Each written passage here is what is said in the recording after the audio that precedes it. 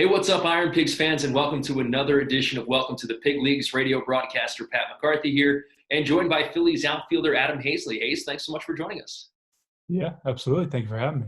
How have you been? I mean, I know it's a crazy time for everybody right now. How are you holding up? Yeah, we're doing well. We stayed in Clearwater about a week after everything was, postponed and kind of shut down on the baseball side of things. So we came back to Orlando. That's where, I'm from. I usually do all my off-season workouts and stuff like that here in Orlando. So, yeah, we just been here, trying to lay low and stay at home as much as we can. Well, we talked to Austin Listy yesterday, and he said he's been chopping down trees to stay busy. Have you been able to get tea work in and stuff like that?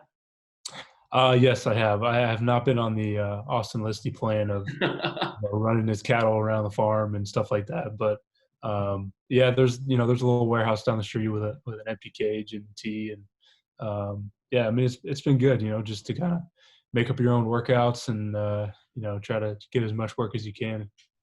Let's talk about last season a little bit. You spent a very brief time in Lehigh Valley, the 5 games prior to your first initial promotion. But overall, I mean, last season to go from 3 levels, how was it for you? I mean, what was the excitement like to start in Double-A and then eventually finish up in the big leagues? Yeah, it was crazy. It was a roller coaster for sure, just with having a little slow start, in Reading, and then kind of finding my stride in May, and then yeah, with everything that went on, and being moved up, and then a week later, kind of flying out to San Diego, and unfortunately run into an injury out there.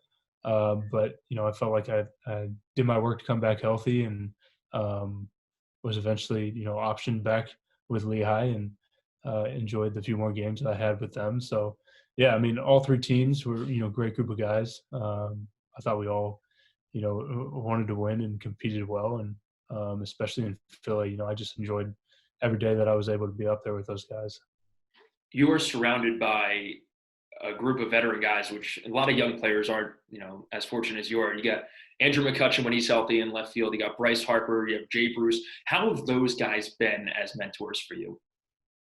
Yeah, I mean, they've been influential, in conversation as much as me just watching them from afar. So I love being in the cage with them. I love, talking in the outfield, whether it's a pitching change or we're out there in BP. Yeah, just kind of soaking it all in. I'm trying to get as much help and tips and wisdom as I can, from each one of those guys. So I'm sure, one day I'll look back when we're not on the same team, and I wish that I could just go back and have one more conversation with them. So I really, appreciate those guys kind of taking me in and giving me all the help that I asked for. Well, you just celebrated a birthday, turning 24. So some of these guys, when you were really young, were guys you looked up to. Have you had those kind of moments yet where you've looked to your left or looked to your right and say, I can't believe I'm playing with these guys? Yeah, and I mean, it's not even on this team.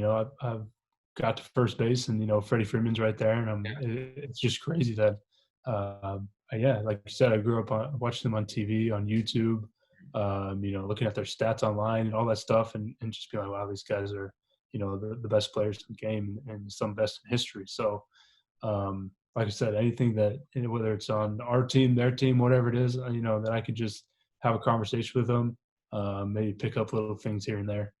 Was there any guys that you emulated more than others when you were growing up? Um, yeah, I mean, I can vividly remember watching Bryce Harper, Yeah.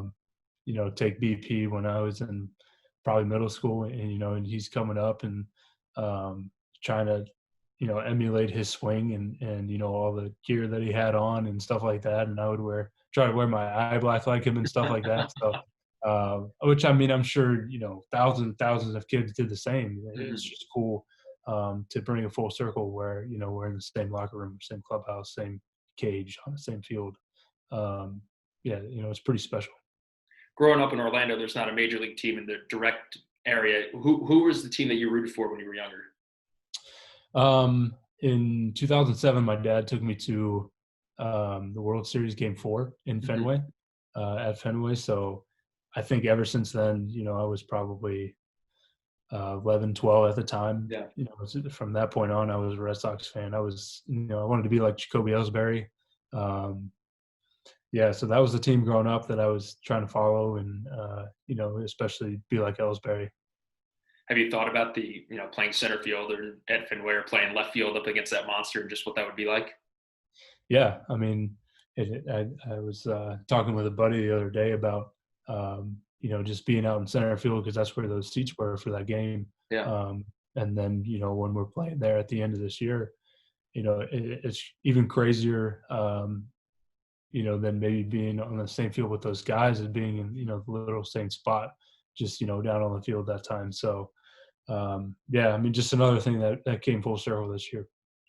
Let's talk about the time in Taiwan with Team USA. It had to be a complete culture shock seeing what baseball was like over there. Tell us a little bit about that experience and what you saw wearing USA across your chest and getting a chance to play against some other countries. Yeah, I've been blessed. When I was younger, that was actually my second time Mhm. that I was, able, like you said, to kind of, you know, bear those letters across my chest. That I'll always remember doing that. I did it when I was 12, I think 12 or 14, and we did not win. We came in third, and that was in Nicaragua. So a few years later, my senior year, just to be able to go over there and a completely different culture, than being in Nicaragua. Just um, I remember the thousands and thousands of scooters and the people, walking all over streets, and yeah, it was just crazy to kind of soak it all in, and then being able at the end to fortunately come out, with gold medal. And um, I'm still in contact with some of those guys. Cole Tucker was on that team. Some other guys that I've ran into, across my career later on. So yeah, I mean, it's a brotherhood that will always be a part of those guys on that team. And yeah, just super thankful for the opportunity. Well, when people talk about you, they can now talk about two sets of catches. They could talk about the catch that you made with Team USA and then the catch that you made against Freddie Galvis. What was that experience like when you took that home run away? Yeah, I think both of those reactions were probably pretty similar. Both times I pretty much blacked out. I mean, I just kind of ran and jumped, and I've been on the other end of it too, where the ball kind of hits your glove or you just miss it. But in those two instances, I just put it in automatic and try to go get it, and then after I probably surprised myself both times. I do have a question for you outside of baseball. I have to play Damon Jones and Horse on Friday. Have you seen him play basketball before? Do you know what I'm up against? And how should I attack that? um, he's a big man. So I think that he's got some height, on most people, but he's also a lefty. So I don't know if that changes anything. Maybe some things to consider before you're creating your pregame plan to go against him. I got to go up against northeast winds. But my thought is he also has Pacific Northwest winds. So it That's right. probably is going to even out pretty well. Um, Another question for you is we go back to the College World Series your freshman year. You really hadn't pitched that much. All of a sudden, you're on the bump for game two. How were you prepared? When did you find out that you were going to start that game and then to go up against Vanderbilt? Yeah, that whole game I was worried sick leading up to it. I was told that morning in a pitcher's meeting that I usually, kind of stumble my way in and just sit in the back because I'm never called upon. So, yeah, the way it played out, we needed kind of like a filler between game 1 and 3 if we got to game 3, and somehow my name was called, and that whole day leading up to the game, I was pretty sure I didn't need anything. I probably didn't talk to anybody, which is pretty usual, but yeah, I mean, I was nervous as ever, but I trusted that the coaches knew what they were doing, so I just tried to go out there and help the team, put us in a position to win and make it to that third game. And to win the College World Series, I mean, it had to be a surreal experience. Yeah, I mean, that was the first time, I came from high school a year before that, and the most I played in front of was probably 150 people. And then, to be on ESPN and in that stadium on that stage. And a lot of it, I relied on my faith and just kind of drawing strength from that. And, to this day, there's no way that I feel like I did that on my own, that I'll always believe that, kind of the Lord stepping in and just pretty much throwing the ball for me. So, But yeah, I mean, it was cool for us to make it to that third game, and then for the guys that had been on the team previously in the previous year that lost in Game 3, it's just another thing that came full circle. A lot of people say, why Omaha? Like, why is that the place where the College World Series is? For those that don't know anything about the city, tell them a little bit about what that atmosphere like. It seems like there's no better choice at this point. Yeah, there's not. It's funny that our head coach Brian O'Connor played at Creighton, which is just down the street from the stadium. But yeah, just the atmosphere. I mean, that the place is packed for every game, and a lot of fans are just baseball fans. It's not really 30,000 Virginia fans. It's just people that want to come and watch college baseball on that big of a stage. And the whole week, it's cool. They got stuff outside the stadium. They got food trucks and games and people tailgating. And yeah, I mean, I hope one day that I have the opportunity to take my future family to a couple of games out there just to be in the stands for that. When if you come from different parts of the country as well, there's great stops along the way. My brother and I were mapping out a trip one year where you could stop in Pittsburgh, you could stop in Chicago, Cleveland, and then eventually get to Omaha. You could go through Detroit. So I've been to Omaha, but I've only been in December, and I'm sure it's a much different atmosphere in December than it is come June for the College World Series. Yeah, it's hot as ever out there. There's one field, obviously, so guys are kind of before the tournament mixing in practice times at noon and 3 and 5 or whatever it may be. So yeah, it's definitely good that I kind of grew up in Florida. I was used to it a little bit, but I was not used to going to Virginia and getting ready for playing in February in the freezing cold. So why Virginia? What led you to Charlottesville? What was the number one thing that stood out about that? Yeah, I mean, when I was younger, I always did both. I hit and pitched. Virginia was one of the few schools that were going to give me the opportunity to do both. They kind of had a track record of, guys that, did it both.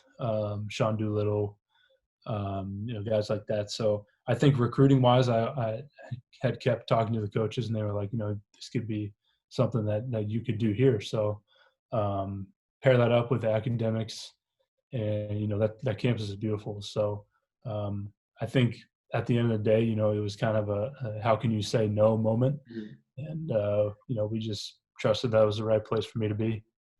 Did you follow the national championship run for hoops?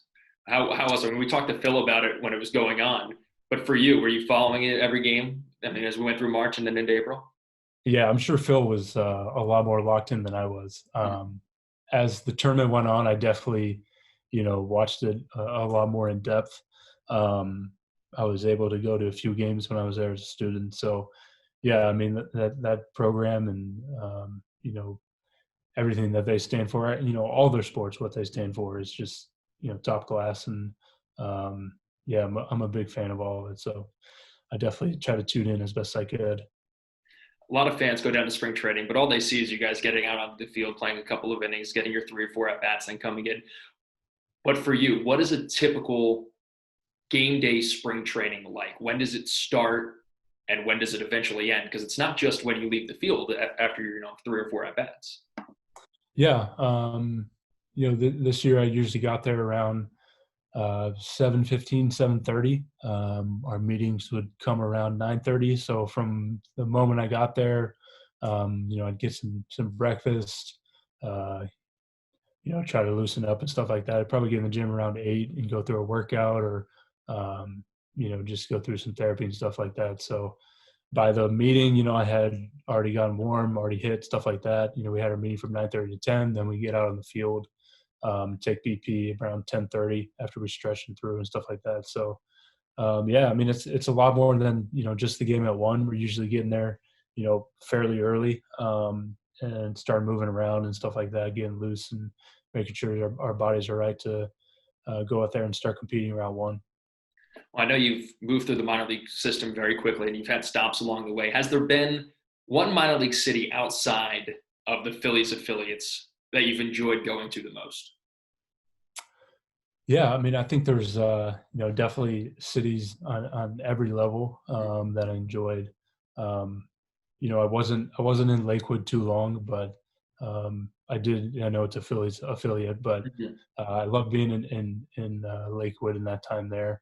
Um, I loved being in Clearwater, going from different cities. Lindsay and I love being in Dunedin. That's where we were this for this spring training. So definitely when I was in high A, Dunedin, travel around to St. Pete and Bradenton, and just that area is really beautiful. And Reading, um, yeah, I mean, we spent a lot of time, going to the Amish market in Reading. Um, I'm trying to remember. Richmond, Virginia is where I spent a little bit of time when I was at UVA, so we enjoyed going over there. And then I didn't really get out too much in Lehigh. Mhm. Um, yeah, I think my first time I was there, we were on the road the whole time. Yeah, So we were we in went, Pawtucket, and then we were in yeah, Buffalo when you came back. yep. And then we went to Scranton. And I think I enjoy the fields sometimes more than, because I don't really get out in the city too much. I mostly hang around the hotel before we get on the bus. So I definitely enjoyed playing in Scranton. Mhm. Uh, I really liked playing at that field with, the Berman Center. And then, yeah, I just thought it was a good environment for those 3 games. So I know for me, whenever we get to a new city, the first thing I look for is either a Starbucks or a Chipotle. Those are the two things I look. What is the one thing that you look for when you get to a new city? No, that's exactly it. I usually look at the food options for getting on before the bus, and then the post game food options. Yeah, I mean, I usually eat right after the game around whatever 9:30, 10, and then I get a little hungry around 11:30 or midnight. So I usually look and see if there's some local places. I enjoy some Italian food, so sometimes I get a pizza or spaghetti or something like that delivered to the hotel. But yeah, I mean, Chipotle is a staple, maybe a Chick-fil-A, Mhm. anything like that. But most of the towns have all that and pretty close to the hotel too. Have you had any tough travel stories? People have the story of the bus breaking down or the bus not showing up. Do you have anything like that, whether that's from college or from minor league ball? We were in, can't remember where. I think we were going to Lakeland or something like that. It was like a night and then an early day game, like 11 a.m. So we stayed over in Lakeland in high A. And there was the road going into the hotel was on a pretty steep slant, and the bus driver tried to pull up on the slant, and he got about three-fourths the way the bus up the slant, and then the bottom just caught on the road. So half of it was in the street, and then half was in the hotel parking lot, and we eventually had to call a new bus, and that one got towed and all that. But that was, yeah, we were even more rushed for an 11 a.m. game that day. Well, hopefully we're getting towards baseball soon enough. What's the number one thing that you're looking forward to the most about when baseball season starts again? Yeah, I mean, I love the guys in the clubhouse. On any level. I feel like I was fortunate to be in a really good draft class. We named guys, Mhm. like Damon Jones, Austin Listy, Derek Hall, Henry Lartigue. Like, those are guys that I'm going to their weddings and they're coming to mine and stuff like that. So it's just that bond is pretty special. So I think that's the thing that I'm going to be most excited to get back to is just being there with those guys. Well, Hayes, we appreciate you taking the time and joining us, and we'll do this again soon, and hopefully we can do this again in a ballpark because hopefully baseball is going to start up in this soon future. That's right. We hope it does. Thank you. Phillies outfielder Adam Haseley, I'm Pat McCarthy saying so long. Thanks so much for listening to this edition of Welcome to the Pig Leagues, and we'll talk to you guys soon.